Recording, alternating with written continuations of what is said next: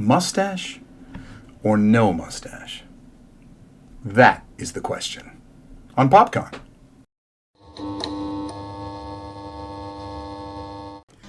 Welcome back to PopCon, everybody. Thanks for stopping by the channel. This is a salute to all pop culture, but mostly the 80s. And I'm your G1 host, Victor, and I want to share my toys with you. No, I do not want to give you my toys, and I don't want you to play with them either, but I do want to share with you in the unboxing and helping me add to my collection on the shelf behind me.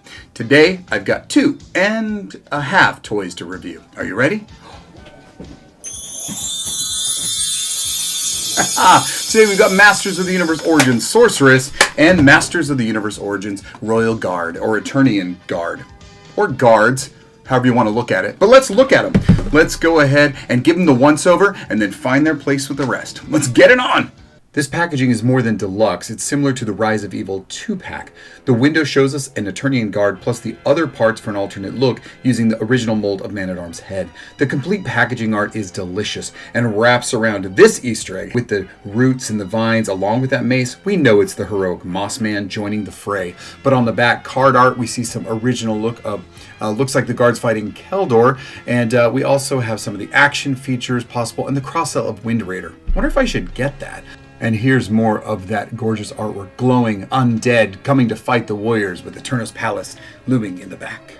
As for the Sorceress, she comes on a typical Masters of the Universe blister card. She jumps out in her original colors from the 1980s show.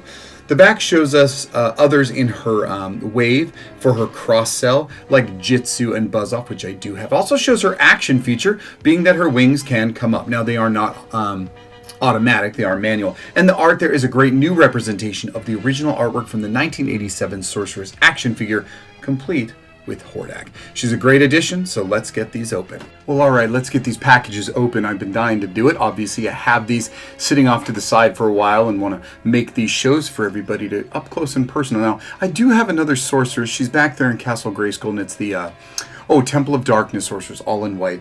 But we're just going to open this up slowly here. We'll get a real close look at her in a moment. But as you know, with this, what I love is the back art. We all know that. We're going to compare it, this one, to the original back art as well. In her original 1987 release, the Sorcerer is shown transforming out of Zor the Falcon to fight Hordak, who's heading up to Castle Grayskull. In the new version, a different style of artwork shows the Sorceress again, also seeing and probably calling out He-Man to help as Hordak and the evil Horde attack. Alright, but we are going to open this now. In her blister pack, we all know, they are just like they were in the 80s. They're identical.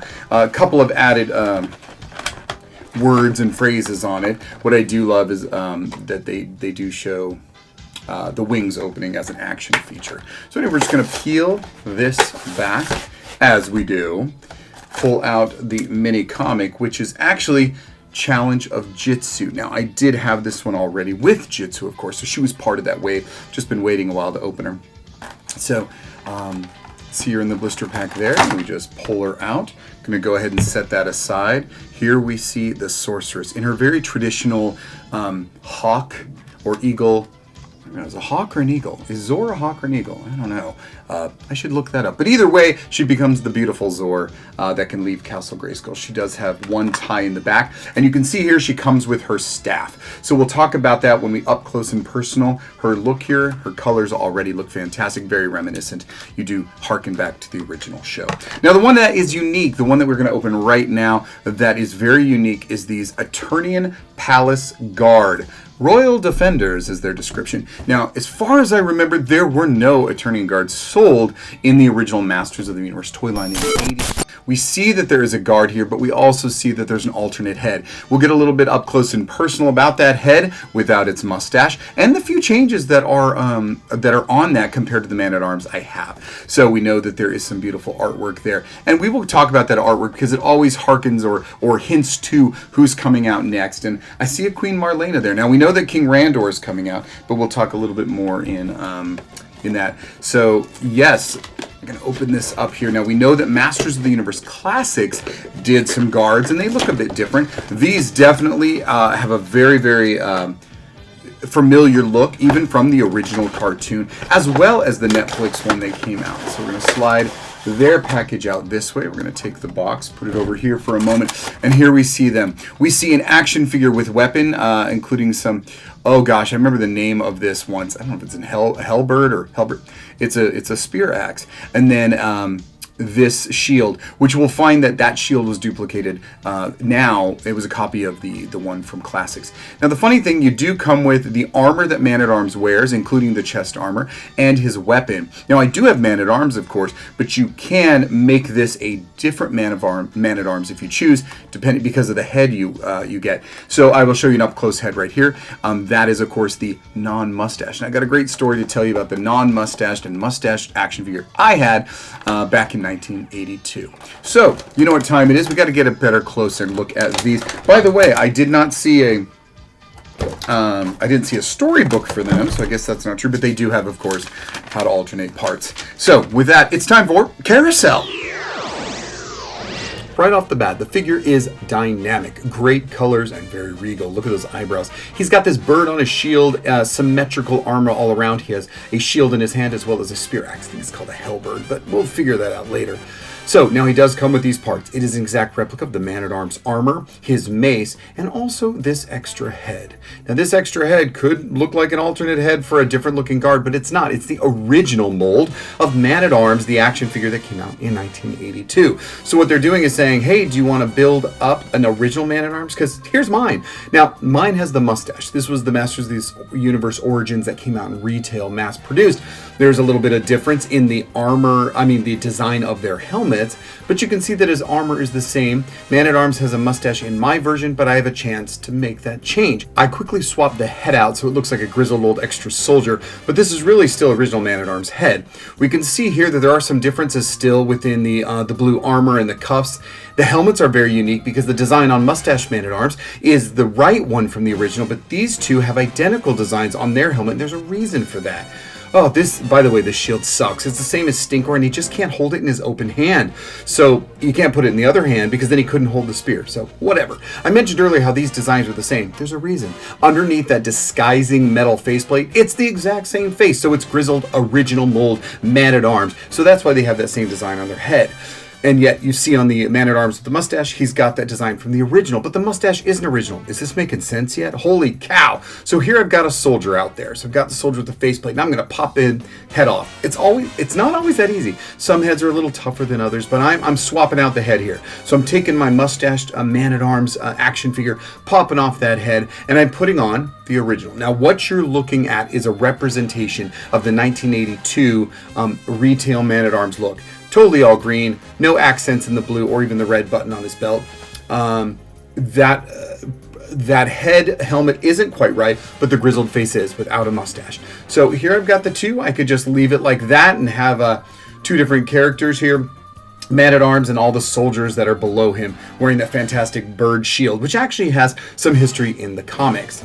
All right, so it's hard. Which one do I choose? What do I do? Is it the mustache? Because, well, here's the thing. That's the one I got in 1982, but it's not the one I choose to have because, well, I was influenced by the Filmation show, which had a mustache. Did you know in 1983 when the show came on, I took my Man-at-Arms, took a little black marker, and I drew a mustache on him. So obviously that is the one I wanted, right? So here it is. Now this is funny. This looks more like the Filmation because he's got symmetrical armor. But that was done for cheap animation because they had to make all the characters symmetrical on screen, which took away his unique one-sided. So here's another change. I flipped the head back to the mustache, but I still have the... so he still has this Filmation look there, and here's the soldier. But I want to change it. Yes. This is based on the concept art. Now I've got a merman based on the concept art, so it must have been influential as well. So I have the blue cuffs on the hand, not only the blue belt, but the red button. I put the grizzled old-fashioned head back on, but here he is with the asymmetrical. Oh my God, can you keep up? This is like a puzzle. The whole action figure box is a huge puzzle, and it's all about what do you want to do. So tell me, what are you going to do? If you get this, what do you want to do? Are you going to put mustache? Are you going to have the original head mold? Are you going to take the concept art that comes in the new Soldiers box and mix and match? Because you can. So, like I said, I drew a mustache on my Man-at-Arms. Didn't do it too well, but it looked much better than what I did to my 12-inch Princess Leia that belonged to my sister after I cut her hair off. So here we go. Am I going to go ahead and leave it like this and just have a soldier like this? I have definitely mixed the parts. The concept art blue cuffs and the red button, but it has the original face mold, like the very original that I remember. The design of the helmet's not the same, but that's not a big deal. Or do I switch that mustache head? Because obviously drawing a mustache made me think about that. So that's the question, folks. What am I going to do? Mustache or no mustache? That is the question. Tell me, what are you going to do? Here she is, the beautiful, the graceful, the heroic guardian of Castle Grayskull, the Sorceress, in her bright, full colors of Zora the Falcon. I already reviewed the Temple of Darkness White Sorceress in the Castle Grayskull show, so go ahead and check that video back out. Love the staff she's holding. It's called the Staff of Zora. She never, ever had that in the cartoon, but she held it in her original figure, and she has it here again. With an Egyptian look, it's kind of reminiscent of the 2000X Sorceress, but that's for another story.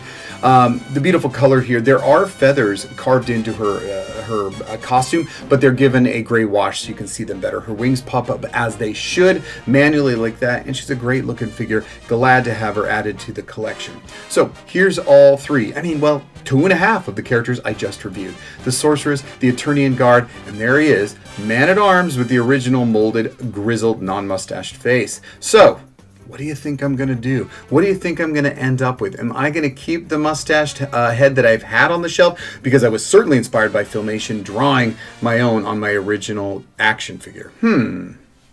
Well, here we are. And I'm being very vulnerable right now, allowing you guys to see my bald spot. But I want you to also see where and how and when I put these guys on the toy shelf, and they take their rightful place. But I'm taking a look here, and although it's easy to stick the Sorceress at the top of Castle Grayskull where she belongs, the Eternian Guard is getting a little crowded, so I'm going to have to use the upper level here next to Mask and move some of these villains up there like they're attacking the castle, and make some more room for the good guys down below. So I got to find a home for him. It's going to take me a minute, and when I'm done, I'll reveal the finished product. Hot ride. Should we borrow it? Nah, that's stealing. Come on, I'll ask for permission later. Don't you kids have something to binge watch at home? Tracks. The internet confuses me. That's no excuse to ruin my paint job. Why not subscribe to The Popcom? YouTube variety show? You'd get a kick out of it. Sounds kinda different. It's beyond your wildest imagination. Don't forget to subscribe. To support the creator. Now I know. And knowing is half the battle. The Transformers! Okay, well, there they are, all fixed up and ready to go. Now let's get a closer look. Here they are, and what do you guys think? Here we are as we pan down. You can see I picked Man-at-Arms with the mustache. Well, there we have it. I've got the standard Sorceress at Castle Grayskull and the Eternian Palace Guard as well. Rearranged my toy shelf with Masters of the Universe Origins. You know, when I was up there, you know what I needed? A diorama. I need something that shows in the background, this is Eternia, and I know just the person for it. Do you know Thomas Goes Nostalgic? Well, I'll put a link in the description and go check him out. Great action figure site where he builds dioramas. So it's like he completes the rest of the story for a toy shelf. But anyway, let's get back to me. As an adult collector, I've got an ultimate goal, and it's to collect certain representations of my favorite franchises made famous in the 1980s, and we can scratch these two off the list.